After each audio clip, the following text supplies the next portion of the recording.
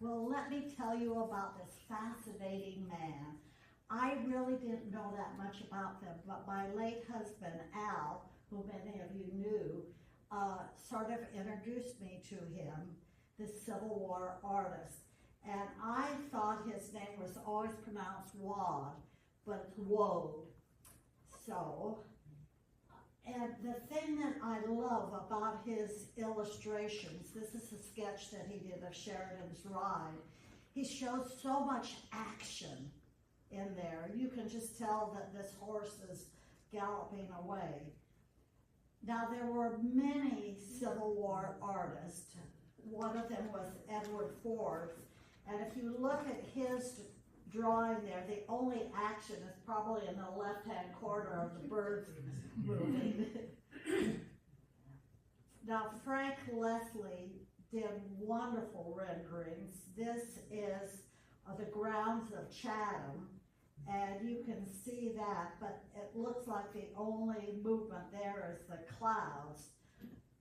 And then there was Winslow Homer, and he did, after the fact, he did oil paintings of the Civil War. Now, I was absolutely flabbergasted when I found out that this gentleman who drew American Civil War pictures was from London, England. I never thought that this guy would have an English accent, but he did. And this is a picture of him when he was just 21 years of age, and it was drawn by a classmate, but he attended the School of Design at Somerset House in London. But he was trained as an architect, but he did scenery for the Broadway stage is quite large, and so he did backdrop scenery for that. He followed a playwright by the name of John Broughton to America, and instead of finding theater work, he illustrated for Boston and New York publications. And he married, and he and his wife lived in both New Jersey and New York, and he had a studio in New York. And in 1860, he joined the Illustrated News. Now that included Harper's Weekly and Frank Leslie's Illustrated newspapers. They were part of the Illustrated News, and his brother William joined him. Now, the Civil War broke out in 1861. Now this, I put a star by it because the News wrote this: "We have made arrangements to obtain authentic sketches and information of the interesting and important events of the war. Alfred R Waud, Esquire, one of our most talented artists and a special correspondent, will proceed to Washington and will accompany the army through the campaign." Now, the reason I put the star on there, he's not only going to be an artist, but he's also going to be a special correspondent. So he's not only going to draw the pictures, but he's going to write about what he sees, and said that he will accompany the army. That's the Army of the Potomac, which was around here, through the campaign. Now, this is so interesting. He was christened as Alfred Robert Waud. He signed the artwork A.R.W., Alfred R.W., but instead of using Robert, as which he was christened, he used the word in America, Rudolph, instead. But anyway, I found a diary entry of a soldier, and they called him Alf. Now, this is a drawing that he did in 1860 of the first Japanese ambassadors to the United States. But you see that he also did sketches, but this is a watercolor that he did, and you see his initials there on the left-hand side. Now, the Civil War began in 1861, but photography was invented 22 years beforehand in France and England. But why wasn't it used to capture the war? Well, the equipment was too cumbersome and exposure times were too slow to be used in the field. But the most important thing was they didn't have a way of taking a photograph and putting it in the newspaper. There was no way of doing that, but they could do sketches.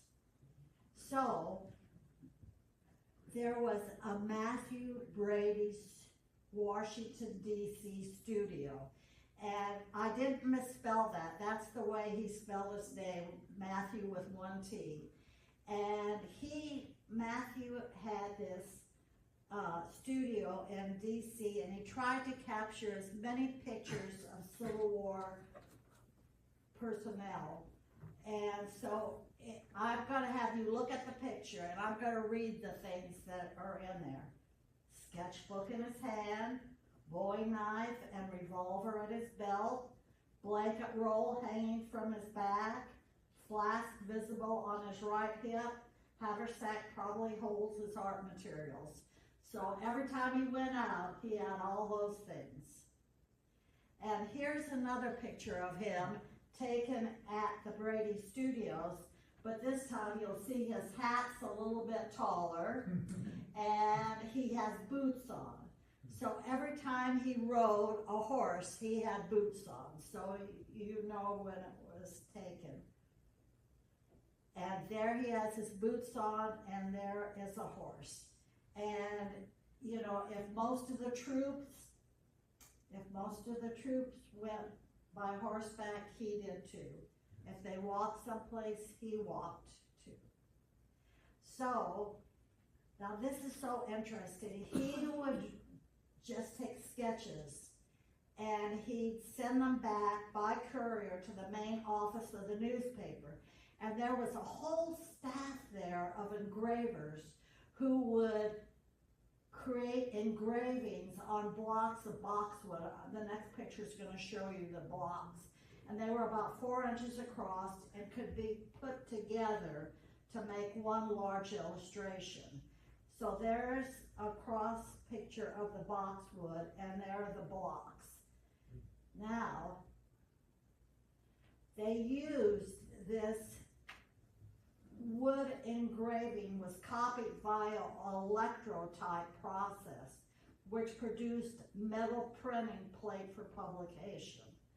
So this is what it looks like. There are 2 blocks put together, and they have both had this process making it easy to put on ink on it and actually print with it. Now, he wanted to be, by 1860, he became an illustrator or a special artist for New York Illustrated News, and this meant that he was a full-time paid artist, and his brother William worked with him. But in April of 1861, the newspaper assigned Waud to cover the Army of the Potomac, so that's when he was here a lot. This is just a sketch he did of Skinker's Neck on the Rappahannock River below Fredericksburg.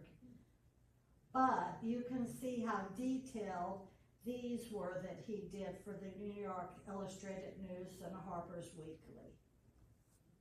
Now, look at the sketch that he made above on the left-hand side. You can see, as I said, he did lots of action. So you can see the horse is racing, the hat's going off, and look at the detailed one on the right-hand side. And it's filled in. Behind the trees, you can see that he just sketched soldiers, but the rest of the staff filled it all in with the number of soldiers, but it's still showing the action that he wanted. Was that the wounding of Stonewall? I think it might have been. Yeah, I think it was. Yes.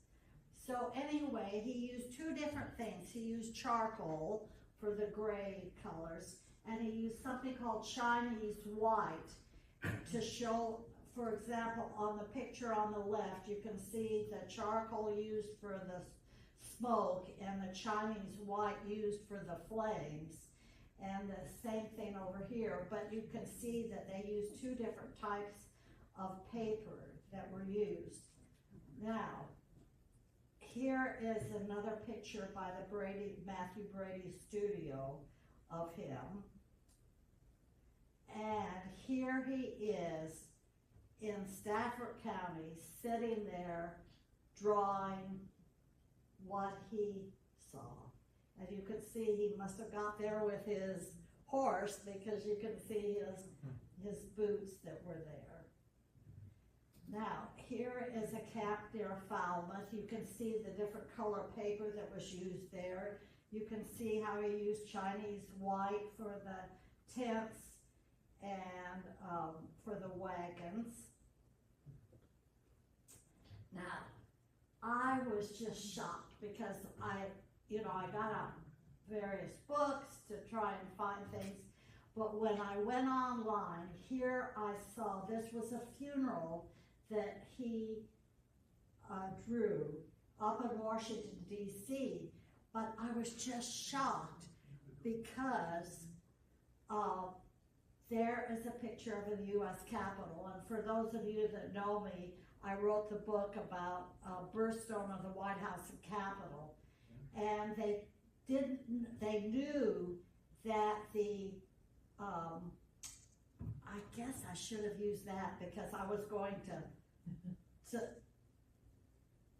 push the button, not go like this, but to push the button to show you that they didn't know if the Aquia stone was strong enough to hold the dome, which was 9 million pounds. Isn't that something? So anyway, I was happy that I ran across that drawing that he had done, just for that. And then in January of 1862, there he is drawing the inside. This is not really an action shot, but it shows the inside of the White House, and President Lincoln is meeting dignitaries there. But if you look up above, you can see the chandelier up there, what it looked like, and the door surrounds what they look like too. Now, this was a wedding that was captured, the 7th New Jersey Volunteers in 1863. And you can see there's the wedding party and the chaplain marrying them, but you see sort of a little altar made with drums. Do you see that? And the bridal party is behind there, and you can see that they made an arbor, and around the post of there they had greenery placed there. So even in the midst of Civil War, they still had weddings. And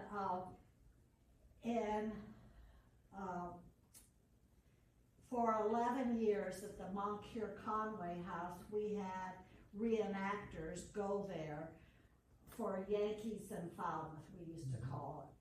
And we actually did reenact that wedding. And so we reenacted it, and I asked Norman Schools, I said, do you have a picture of it? And he said, no, I don't. And I said, I thought Al or I took a picture of it, and we didn't. So anyway, just know that behind this house, we did have a wedding like that looked exactly like that. Now, he not only shows action shots, but he also shows everyday common life.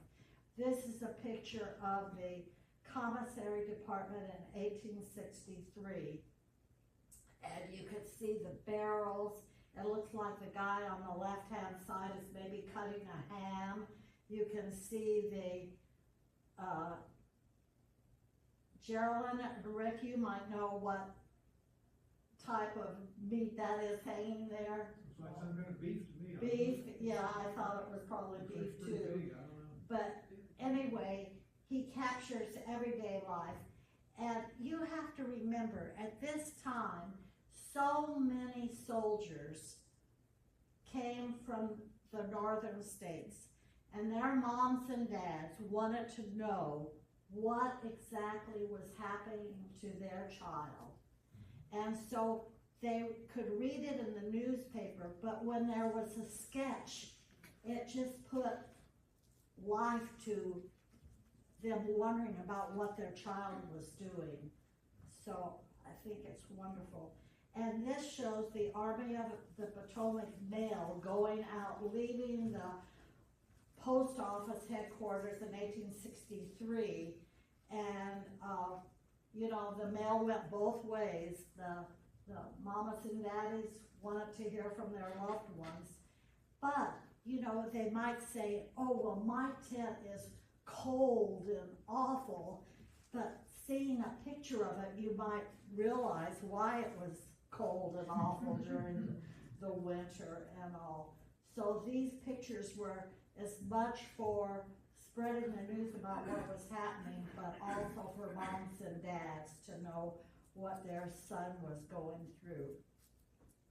Now this is a picture of General Hooker's tent, and this was the headquarters of the Army of the Potomac, and you can see there that he had a very large tent put together, and he had chimneys inside making it warm for him. And you'll see that, like the teepee tent there is a Sibley tent. And now, in January 20th to 24, General Burnside said, we're going over and we're going to get that Robert E. Lee. And so there were 3 days of rain that went and went and went. So he said, let's round them out and get them going, and we're going to catch Robert E. Lee. Well, it was so muddy that you can see there, first of all, look at his drawing. You can see the movement of the trees. You just know that it's cold there. You can see that the wagons got stuck in the mud and turned over. And if you look at the men on horseback, can't you just tell that it's cold? That they're cold beyond belief. But that was the Mud March. So the article about the Mud March, this helped the article about the Mud March. Now, in this picture is the pontoon boat bridge. And if you look at that, do you see where the wagon comes up here?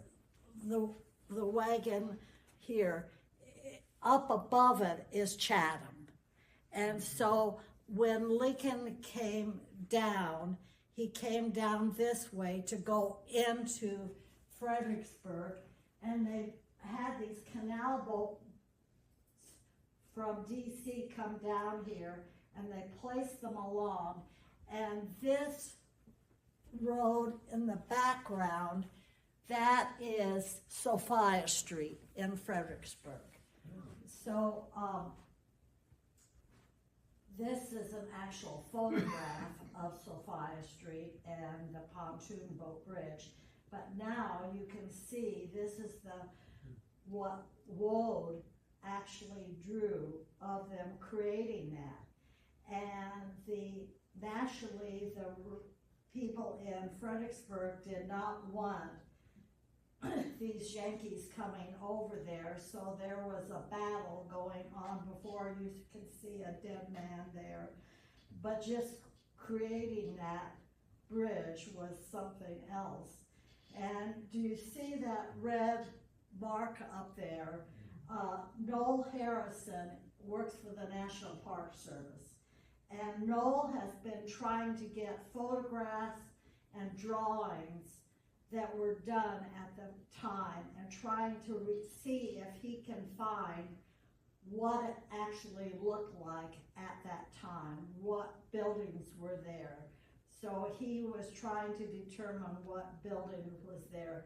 But you can see more from this about creating that bridge caused the death of men. Now, this is Thanksgiving in camp. And can't you just see The guy on the left, it looks like he's cutting a ham. You can see something being cooked in the kettles there. And then notice the canopy over the men. So he is capturing different things.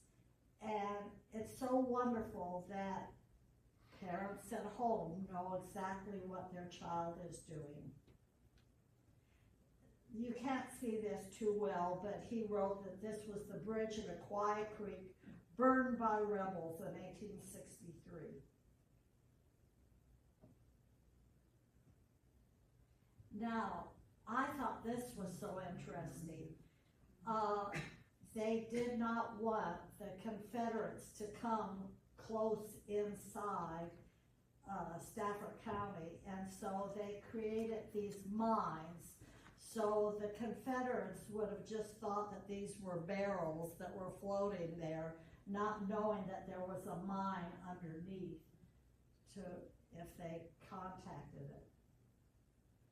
Now, he also did the Battle of Aquia Creek. You can see use of charcoal and the Chinese white there. But he listed every single boat that he drew there, what the name was. Now, on April 8th, 1863, Lincoln had a review. And this was a sketch, and this was in April 8th, 1863, but this was May 8th, 1863. And I'm going to read to you, pretend like I'm going to read to you what was in the newspaper, and you can see how much more that you can, well, I'll go to the Grand Review, but there you can see Lincoln there. Okay, now, I'm going to read to you about the Grand Review. Believe it or not, there were 60,000 men. That's hard to believe, isn't it? 60,000 men. So here is the article. First of all, the artillery was described in a splendid condition. It was reviewed. Next followed the infantry. Each corps was reviewed separately, one division at a time. Their tattered and bullet-riddled flags were symbols of pride from previous battles. The men, in seemingly endless columns, saluted the President Lincoln and dipped bands and the band struck up, "Hail to the Chief," and bugles sounded. The President Lincoln consistently touched his hat in return to a salute from officers, but he uncovered his head when enlisted men went by. Those men, waiting to be reviewed, tried to stay warm by dancing a jig. Others just rested upon their rifles. General Marcina Patrick, who had met Lincoln in Fredericksburg the year before, was the general officer of the day. He moved from division to division, keeping order and supervising the movement of his men. He was described as sitting ever and was dignified as a Roman while keeping the troops organized. The sun came out periodically, casting light on bayonets and rifles, which shimmered in the cool air. Those observing the review from a knoll looked on the plain, seeing a never-ending trail of men who passed by the president and traveled back to their temporary Stafford shelters. Some soldiers wrote that Confederates in Fredericksburg were attempting to view the splendid occasion from the riverbank and even tried counting the number of men in attendance. Their southern enemies probably admired the uniform appearance and weaponry of their blue-clad opponents.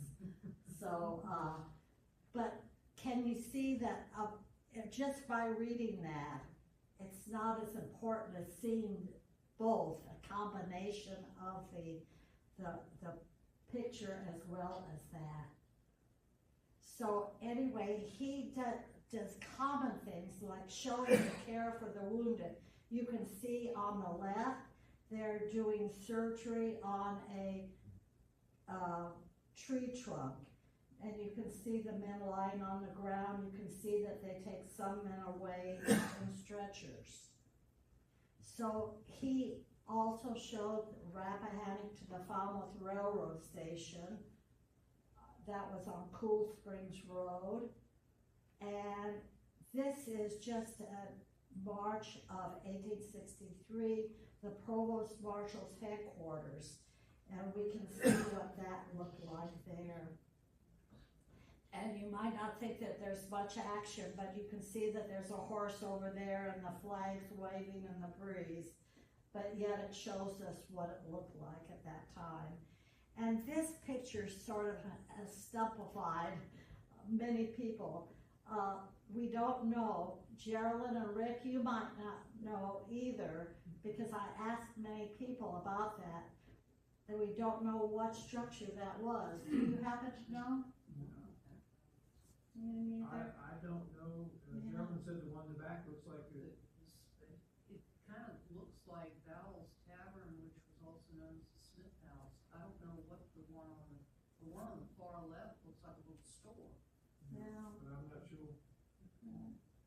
Well, anyway, this is so amazing because this was a 15 3/4 inch by 9 3/4 inch watercolor that was signed by Waud, and it went in 2011 auction for $19,200.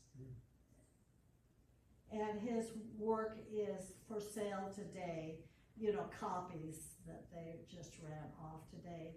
Now, this is something, remember I said that pictures, photographs could not go in newspapers at that time. They had to have drawings. So he had this Woodbury image of the enslaved peoples that realized when Lincoln had the Emancipation Proclamation, and they saw Lincoln across the Rappahannock River here in Stafford. They realized that they could be free too. And so they self-emancipated and went down to Aquia Landing to get on ships to go up north. So look at this picture, and this is what he saw, and this is what he drew. It's the same thing, but just in reverse. So, but this could go in the newspaper. And he traveled out west, and then he actually did this rendering and coloring of the slave trade in New Orleans. I don't know if he had relatives there or not, but he did many pictures from New Orleans. And I love this. This called Happiness, when the enslaved people realize that they're free. Isn't that a wonderful picture, showing the action there too? And here's Kelly's Ford in Culpeper.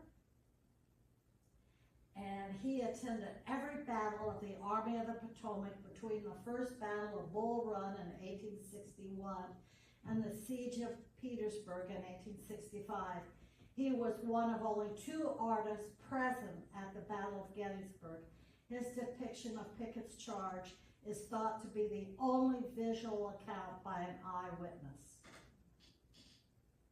So after the Civil War, he traveled around America viewing different sites. He went out west as far as New Mexico, and he spent quite a bit of time, as I said before, in New Orleans.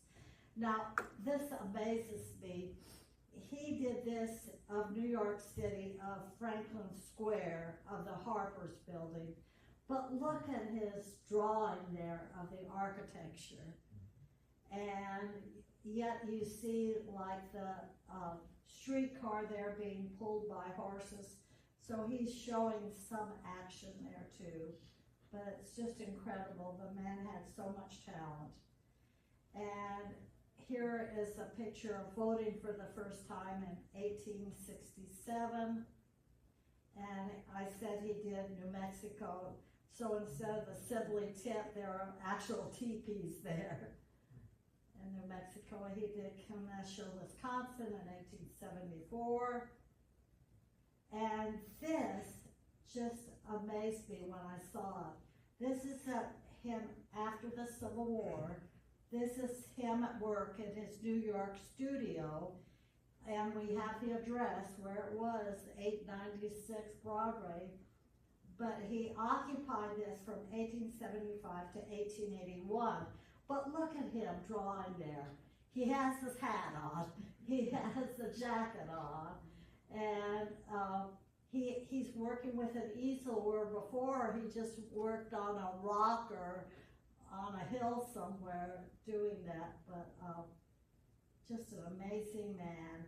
And he actually did illustrations for a history book called Bryant's Popular History of the United States. And this is of tobacco ships on the James River in Virginia. He died in Marietta, Georgia. He was 63 years of age while he was touring the battlefields of the South. And this, I think, is so interesting. All of his collection was held by his daughter, Mary.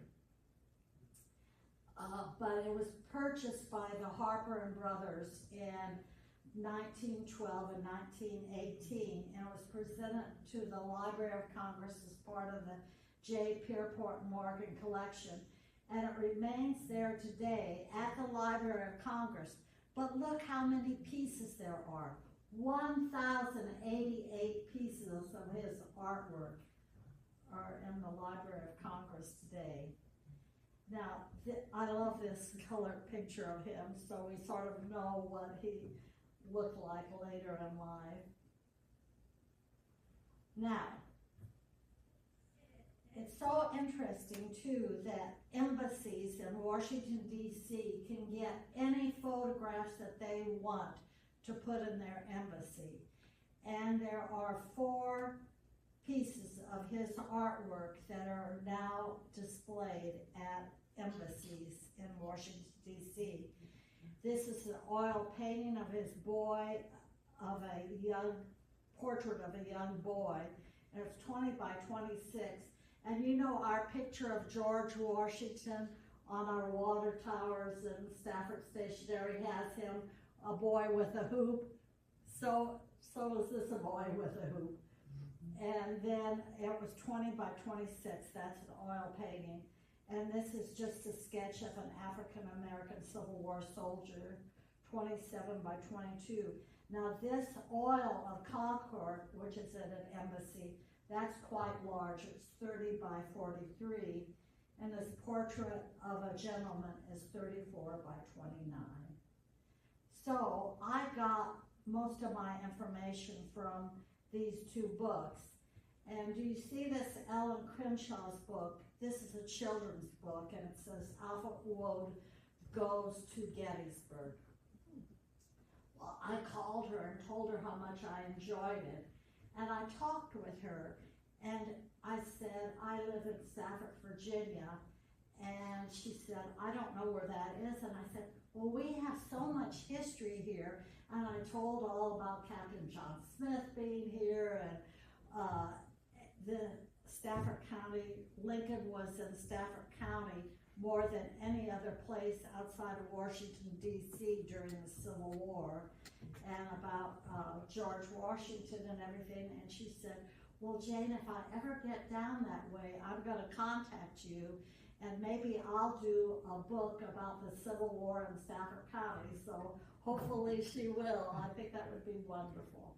So that's my talk. So do any of you have any questions about? No? Well, you were a wonderful audience. you.